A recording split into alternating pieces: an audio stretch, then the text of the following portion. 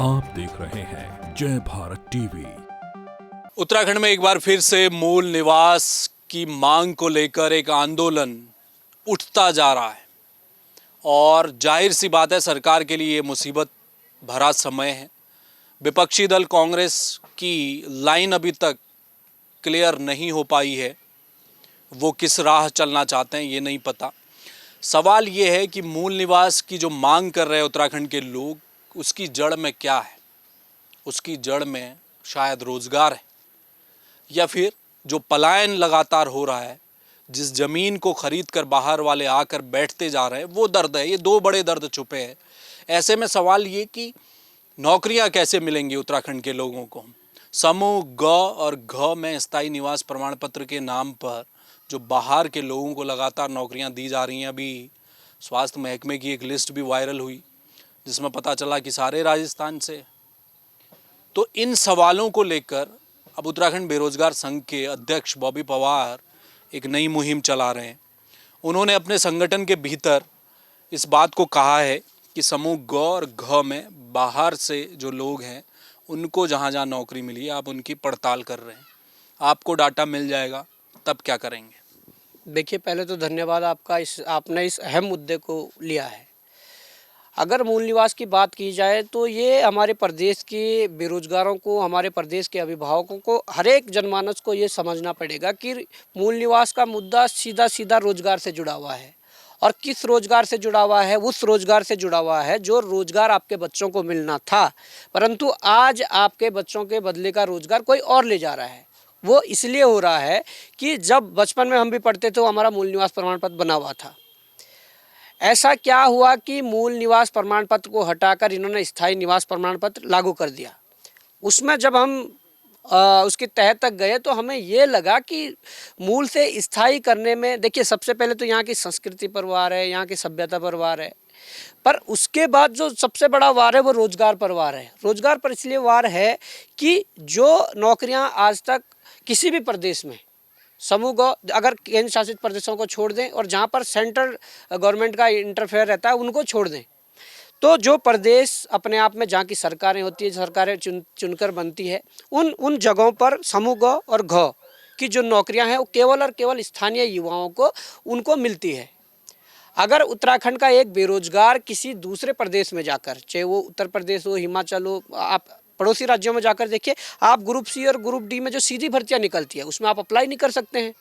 तो जब हमारा बेरोजगार वहाँ अप्लाई नहीं कर सकता है तो ऐसा हमारे ब्यूरोक्रेट्स ने, हमारे नेताओं ने, हमारी सरकारों ने ऐसा क्या गेम यहाँ के युवाओं के साथ खेला है कि बाहर के जो युवा है वो यहाँ आकर जो सीधी भर्तियाँ निकल रही है उसमें स्थायी निवास की अनिवार्यता कर दी है। और उस स्थायी निवास के बलबूते बाहर के जो युवा है जिन्होंने स्थायी निवास यहाँ पर बना लिए हैं, कई वो 15 साल का क्राइटेरिया है, कई लोग तो 15 साल रहे हैं फिर उन्होंने स्थायी बनाया है, कई लोग 4-5 साल आके ही अर्जी फर्जी तरीके से स्थायी प्रमाण पत्र बना लिया और सीधी भर्ती में प्रतिभा करके वहाँ पर सिलेक्शन पाया है।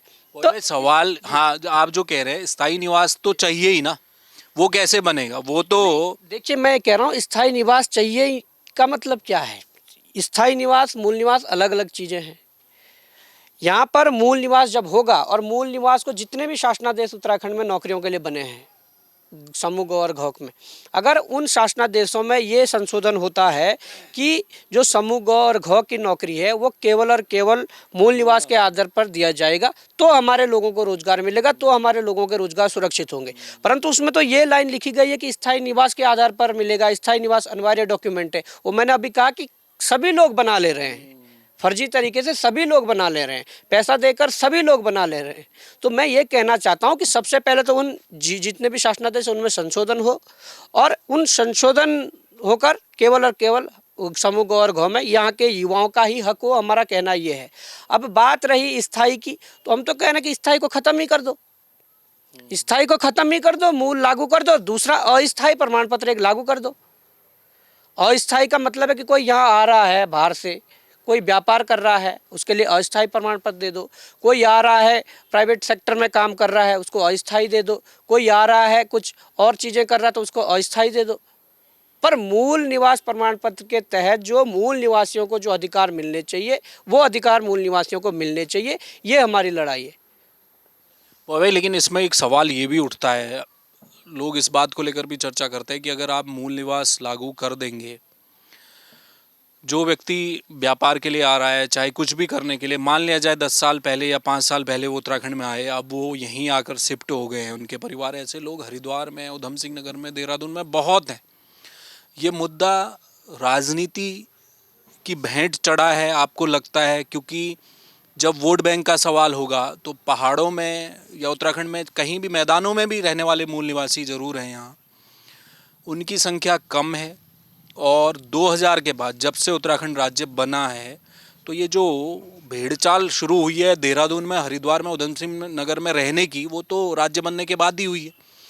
उसको कैसे आप इस लड़ाई को कैसे जीतेंगे? क्योंकि बिना राजनीतिक महत्वाकांक्षा कहें या कि इच्छा शक्ति कहें, वही चाहिए तब होगा। मैं ये कहना चाहता हूँ, सबसे पहले तो हमारे लोगों को ये समझना पड़ेगा कि मूल निवासी चकराता से लेकर पिथौरागढ़ तक का व्यक्ति तो है ही, पर मूल निवासी देहरादून, हरिद्वार और उधम सिंह नगर का वो व्यक्ति भी है जो यहाँ का मूल है। ऐसा तो नहीं है कि पूरे मैदान खाली थे, यहाँ तो हजारों लाखों की संख्या में तराई क्षेत्र में भी हमारे मूल निवासी है, उनकी भी लड़ाई है। ये किसी ऐसा नहीं है कि आप कह रहे हैं कि ये पहाड़ियों की लड़ाई है, मैदानियों की लड़ाई है, ऐसा इसको डिवाइड किया जा रहा है, इसको राजनीतिकरण इसका इस तरीके से किया जा रहा है कि लोग टूटे। जबकि मैं तो ये कहना चाहता हूँ, मैं ये संदेश देना चाहूँगा कि पूरा जो 13 जनपद जो उत्तराखंड के भूभाग के अंदर जो सीमा के अंदर आते हैं, उन सबके अंदर मूल निवासी बैठे हैं। वो तराई का भी हो सकता है, वो पहाड़ का भी हो सकता है, वो मुस्लिम भी हो सकता है, वो हिंदू भी हो सकता है, वो सिख भी हो सकता है, वो ईसाई भी हो सकता है, पर है मूल निवासी। तो जब इस तरीके से बांटने का काम किया जा रहा है, जो आपने अभी पूछा कि वास्तव में इस तरह की चीज़ें मार्केट में चल रही है, इस तरह की चीज़ें सोशल मीडिया पे चल रही है, इस प्रकार के एजेंडे खड़े किए जा रहे हैं। भाई मूल तो मूल है। हमने देखा हमारे साथ रैली में मुस्लिम भी आया था जो वास्तव में मूल निवासी और जो गढ़वाली बोलते हैं, जो कहते हैं कि हम 1950 से पहले के हैं। हमारे उस रैली में जो हमारे सिख भाई हैं, जो सरदार जी हैं, वो भी आए थे, वो कह रहे हैं हम 1950 से पहले के हैं। तो मूल निवासी तो वही हुए ना। पर देखिए, मूल निवास का मतलब हम किसी को ये नहीं कह रहे कि आप उत्तराखंड से भाग जाइए या आप उसमें ये भी है ना बॉबी भाई कि ये जो 1950 की कट ऑफ है वो तो है ही, लेकिन जो 1980 में आ गया हो, 70 में आया हो, 60 में आया हो, या राज्य गठन से पहले आया हो, 10 साल पहले आया हो, उनका क्या होगा? तो कट ऑफ डेट को लेकर भी तो सवाल है ना। देखिए, कट ऑफ डेट तो उत्तराखंड 1950 की रखी हुई है संविधान के अनुरूप, क्योंकि हमारा संविधान ही 1950 में लागू हुआ है। उसके अतिरिक्त उत्तराखंड के साथ बने जो राज्य है, छत्तीसगढ़ हो, झारखंड हो, ये उत्तराखंड के साथ ही बने हैं। तो छत्तीसगढ़ में तो 1932 की डेट कट ऑफ डेट रखी गई है, आप देखिए। तो वो तो एक तरीके से असंवैधानिक भी करार दिया जा सकता है कि संविधान लागू होने से पहले की तुम बात कर रहे हो, जबकि वहाँ लागू करा है।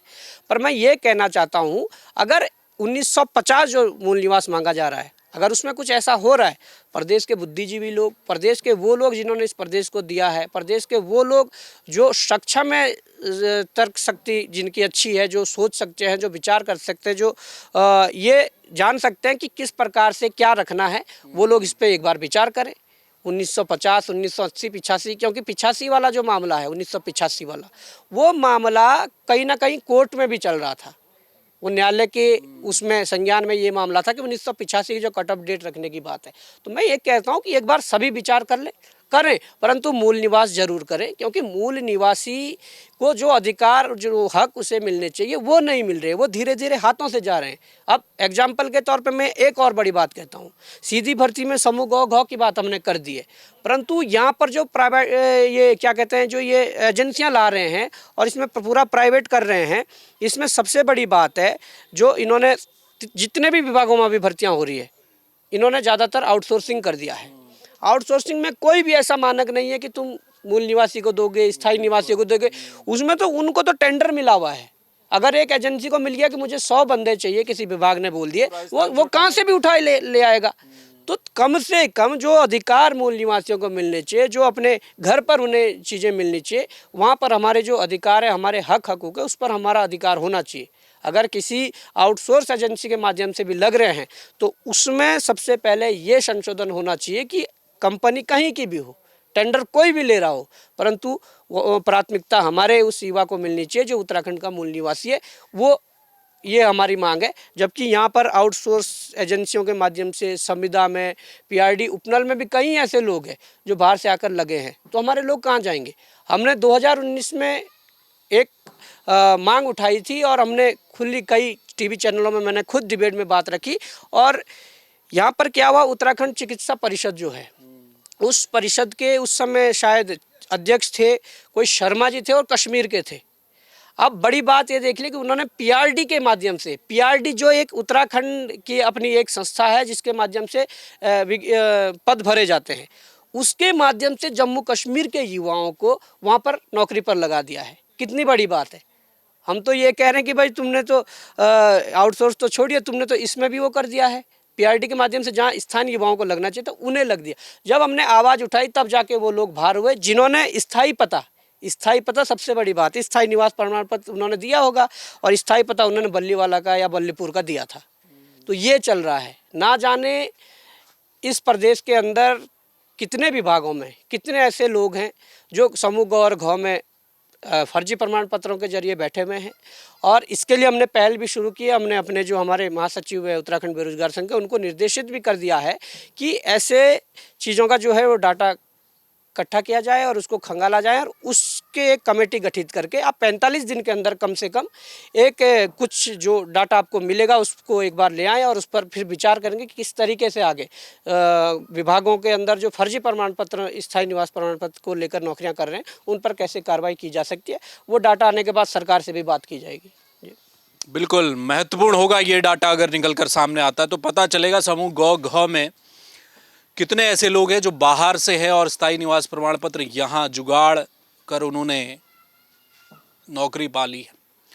आउटसोर्स की बात की है बॉबी पवार ने, वो थोड़ा दूर का एक वो नज़र आता है कि क्या सरकार पहले मूल निवास को देखेगी, उसकी कट ऑफ डेट क्या होगी। सवाल दूसरा ये भी है जो कि बॉबी पवार उठा रहे हैं कि जब सरकार तय करेगी कि वो कट ऑफ डेट कौन सी हो, 1950 ना हो, 1985 हो, तो उसमें क्या प्रॉपर जन सुनवाई हो पाएगी।